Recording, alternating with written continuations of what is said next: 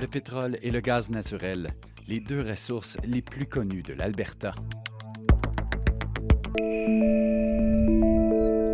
Mais ici, dans le sud de la province, sous les rives de la rivière Sainte-Marie, se cache une autre ressource, celle-là parmi les plus précieuses et les plus rares que la Terre puisse nous offrir, l'amolite.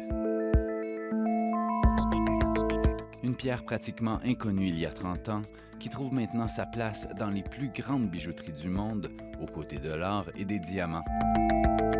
Mais avant d'en arriver ici, l'amolite a fait tout un voyage qui a duré 70 millions d'années.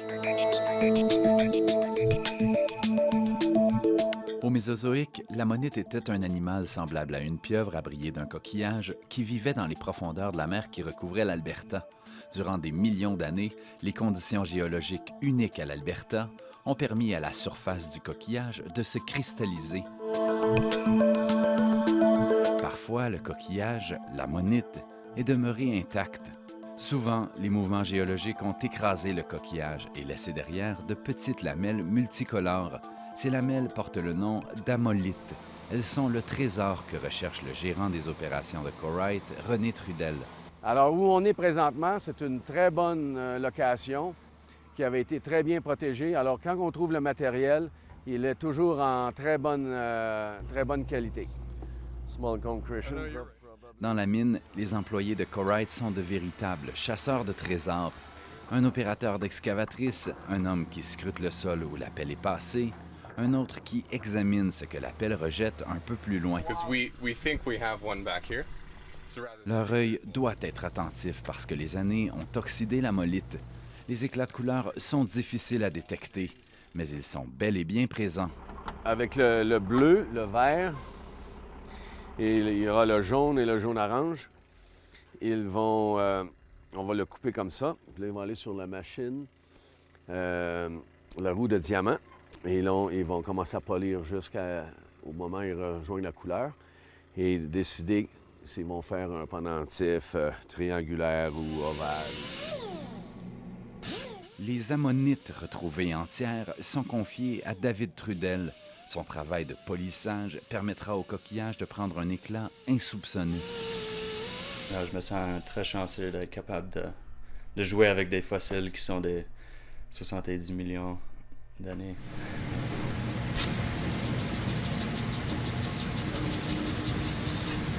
Les lamelles écrasées d'amolite seront envoyées au siège social de Corite, où des experts les poliront à la meule diamantée. Enfin, les pièces d'amolite seront évaluées et montées sur des bijoux. Les bijoux seront vendus à partir de 100 $ jusqu'à plusieurs milliers de dollars. Pierre Paré et quelques partenaires ont fondé Corite et du coup ont donné naissance à l'industrie de l'amolite. Au départ, ça a été difficile parce que d'abord, personne ne connaissait la pierre. Alors l'idée, c'était de mettre en marché une nouvelle gemme, l'amolite, mais personne n'en avait entendu parler. La première chose qu'on a fait, c'est d'amener l'amolite, des échantillons d'amolite, à des gemmologues de réputation internationale. Corite a réussi à faire enregistrer l'amolite parmi les pierres gemmes. Dans les années 80, la commercialisation du bijou a commencé dans la région hautement touristique de Banff. C'était naturel pour nous parce que c'était à 1 heure de route ici. Il y avait des milliers et des milliers, des centaines de milliers de touristes qui venaient, qui étaient intéressés à acheter un produit local. Le monde entier s'intéressait à l'amolite, à une exception près, les Canadiens. C'est difficile d'être prophète chez soi. Les Canadiens qui voient l'amolite lors de leur voyage en Asie, dans les Caraïbes, où que ce soit aux États-Unis, vont revenir au Canada et dire « c'est intéressant, ça, cette pierre qui vient de chez nous ». Et les Canadiens commencent à acheter l'amolite. Aujourd'hui, Corite est largement profitable. Elle contrôle près de 90 % du gisement d'amolite.